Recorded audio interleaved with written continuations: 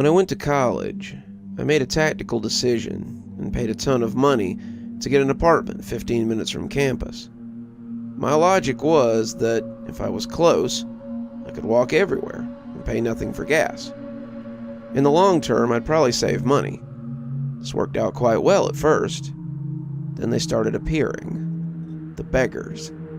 At first, only one sitting behind a petrol station. Then, in my second year, there were 4. It's my 4th year now, and there are 9. Now, don't take me for some kind of monster, but these people were a massive problem. At first it was fine, just a simple, "Sorry, I got nothing," when they asked for money. Then they started burrowing into the surroundings. A small shack and some bushes, another in a park, and a big one behind the transformer. This was worrying, but not too big a deal, right? It's cold outside. Then the piles started. They would gather up every scrap of trash around, and even started scrounging through other people's trash cans, grabbing anything they could drag as their prizes back to their burrows. They would pile up this garbage and live in the filth. Soon my commute to campus started to stink. Then the rats came. Massive, furry forms, clambering across piles of filth, skittering through the darkness. I was honestly starting to worry for my health, and wondering how they would survive such unsanitary conditions. What bothered me most, though, was the one right off the main road, the road I had to take to get to class. On that road, an old power transformer sat. It was quite an interesting thing.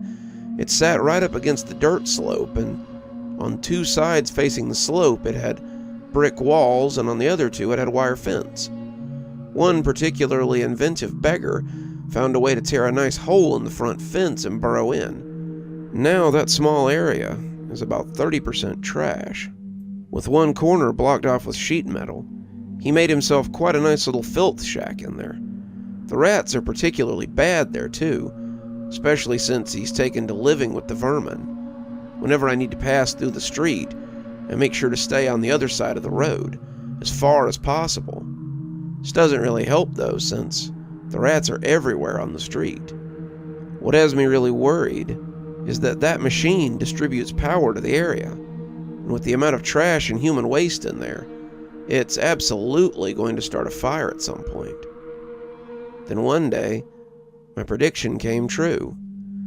I stayed a little bit late on campus, using the library to study for upcoming exams. The sun was dipping underneath the horizon, although it could hardly be seen under the dark, looming clouds. A frigid wind blew past, filling my nose with thick, humid air.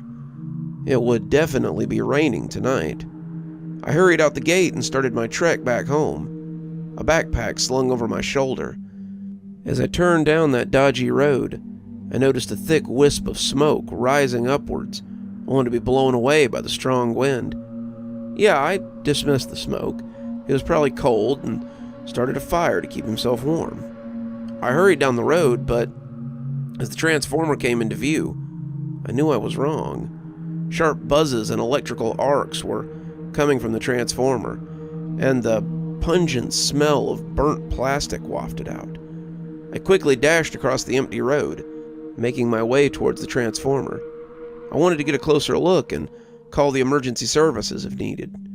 When I got in front of the transformer, I was greeted by a truly horrific scene. 7 flaming rat bodies greeted me. Their sharp teeth bit through key electrical wires of the machine, setting them and the trash below alight, casting a dazzling array of electrical arcs over the machine. I reached back to my backpack, searching for my phone. Then it blared out, a guttural scream of pain coming from inside the small shack. I can't say why I did what I did next. My brain kind of shut down and I just reacted. Next thing I knew, I was crawling under the hole in the fence, pushing through rancid trash and God knew what else. Quickly made my way into the small metal shack. Having taken a first aid course, I was hoping I could help the man. A smart person would have just called an ambulance, but me being an idiot, I thought I could just rush in there. When I squeezed through the makeshift door, which was just a hole between the sheet metal and the wall of the roof, I entered a small trash-filled room. But, to my surprise, the room was empty. I looked around, searching for the injured man, but nothing was there. Just the buzz of electricity. I was confused. I definitely heard a scream. After a few seconds of nothing, I turned around. Maybe he was outside. And walked back.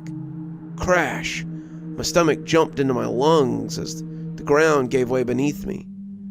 I instantly closed my eyes, shielding my head as I was dragged down into the ground and tossed about by tons of sinking soil and concrete. Eventually, when the impact stopped, I opened my eyes. I was in a dark tunnel, covered in layers of dirt and trash. My entire body ached. My head was pounding. I looked around, but it was pitch black. Fortunately, my dumbass didn't leave my backpack behind, so after some fumbling in the dark, I brought out my phone. The screen had a nasty crack along the length, but it luckily turned on, and with a button press, my torch blared to life, filling the dark tunnel with blinding white light. Motes of dust swirled around me, and the thick air illuminated by the beam of my torch. It looked like I was in an old sewer tunnel, probably a decommissioned one, judging by the lack of running water. Instead, I was surrounded by dull red brick, about 4 feet high. Behind me was a pile of dirt. Above me, the expressway down.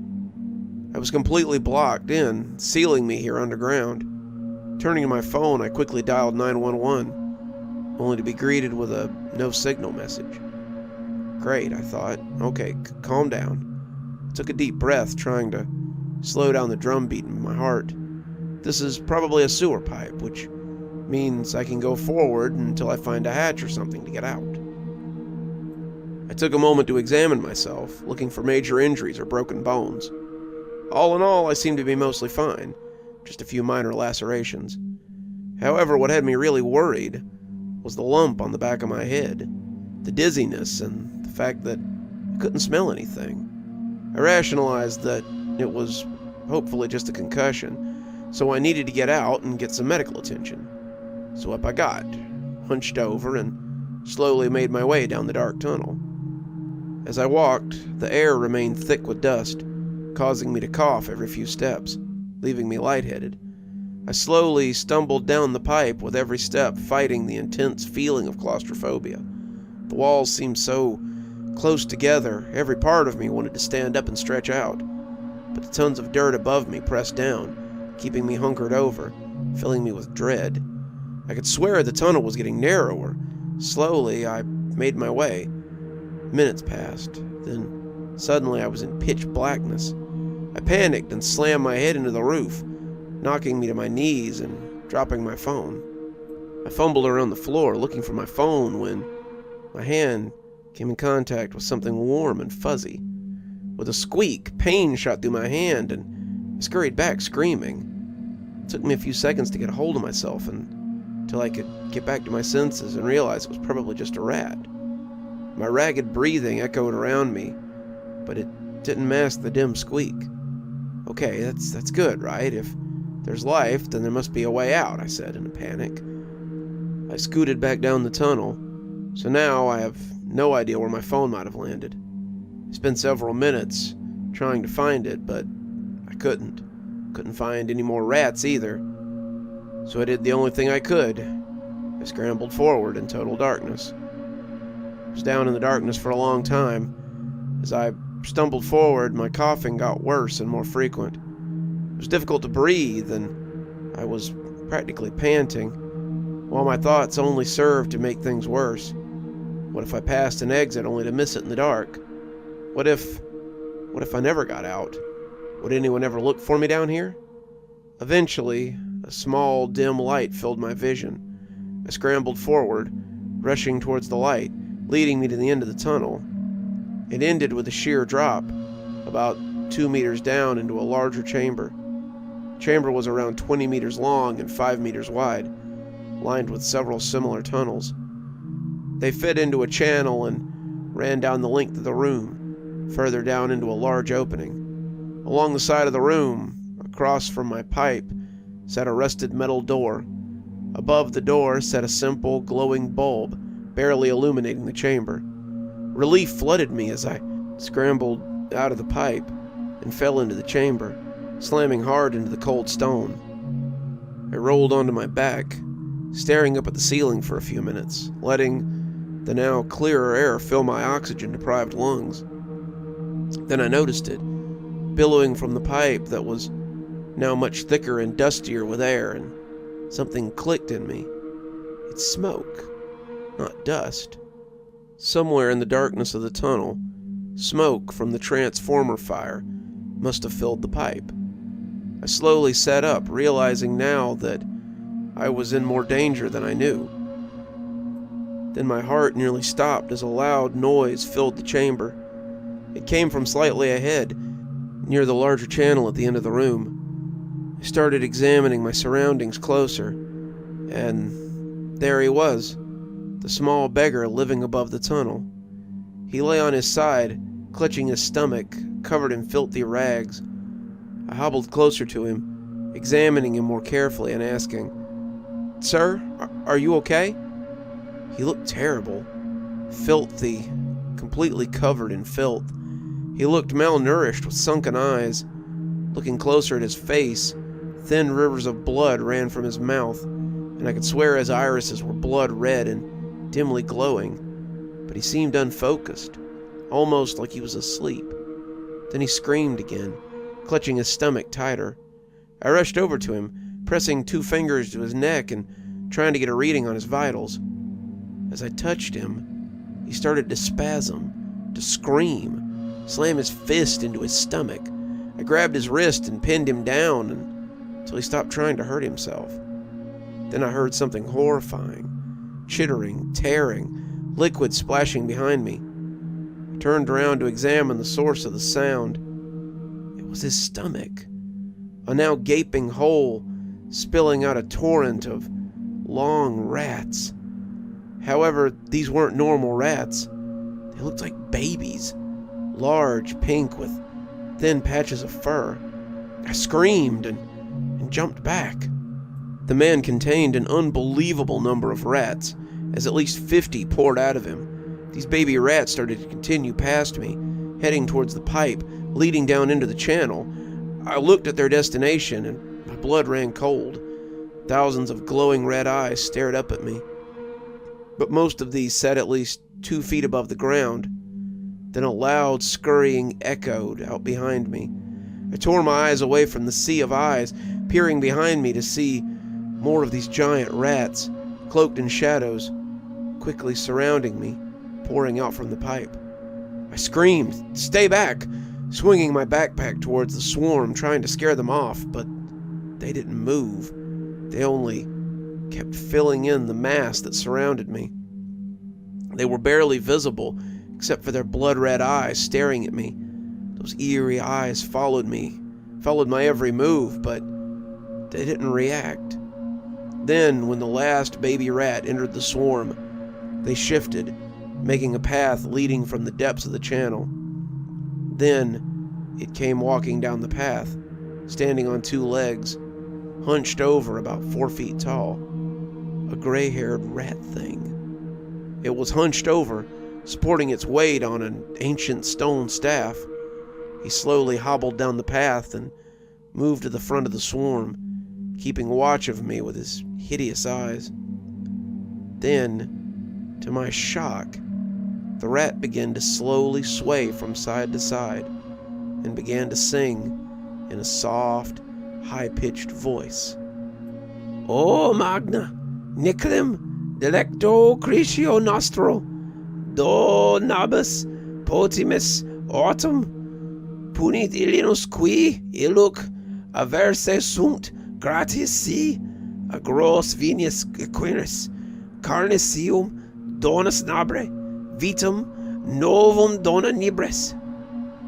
After it finished the last verse, it started from the beginning again, but more voices filled in, more and more, each repeating, and soon a chorus of rat voices filled the chamber. Over and over they sang their song, and I found my eyes slowly drifting closed. I couldn't fight it. Then out of nowhere, the chamber began to rumble, small rocks and dirt cascading from the ceiling as a 7-foot gout of flame burst out of the pipe from which I had entered the chamber. It filled the room with blinding light and poured thick black smoke. The explosion must have scared the rats because they started to flee, running towards me and down the chamber.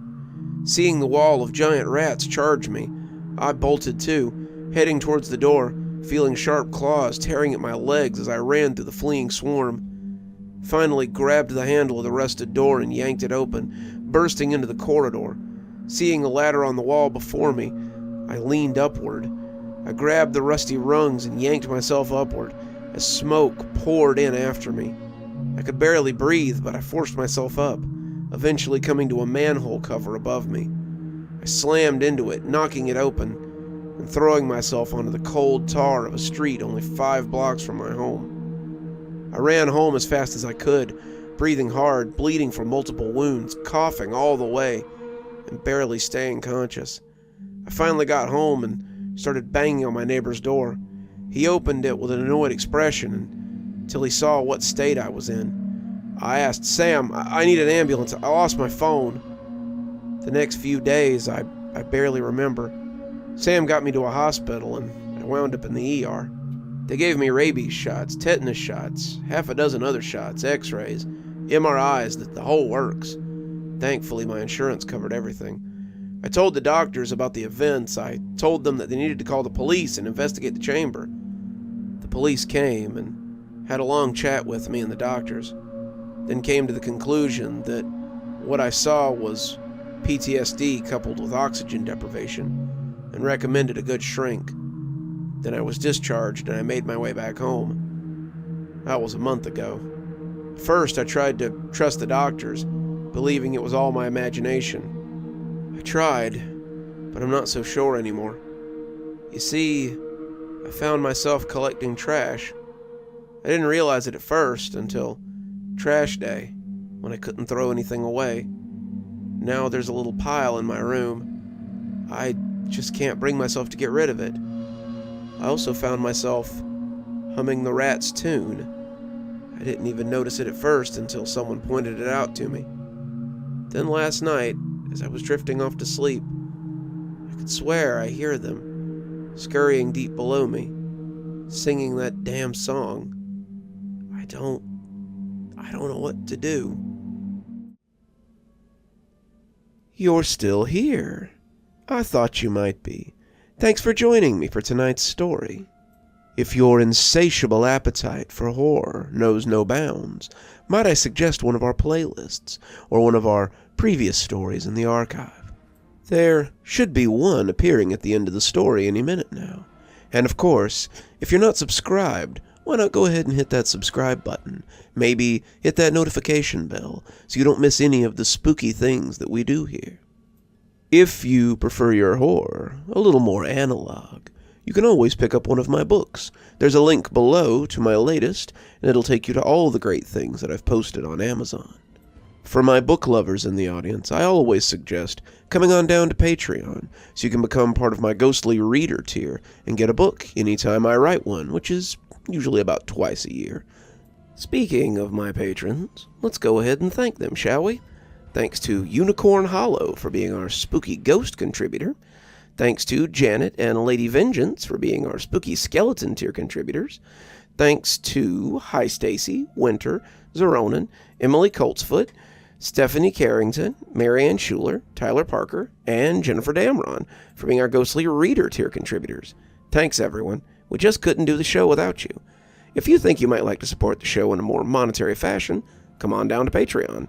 I have many tiers. I'm sure you'll find one that suits you best. I always recommend the Ghostly Reader tier, since you get a signed book anytime I write one on your doorstep. But I have many tiers, and again, I'm sure you'll find one to suit you.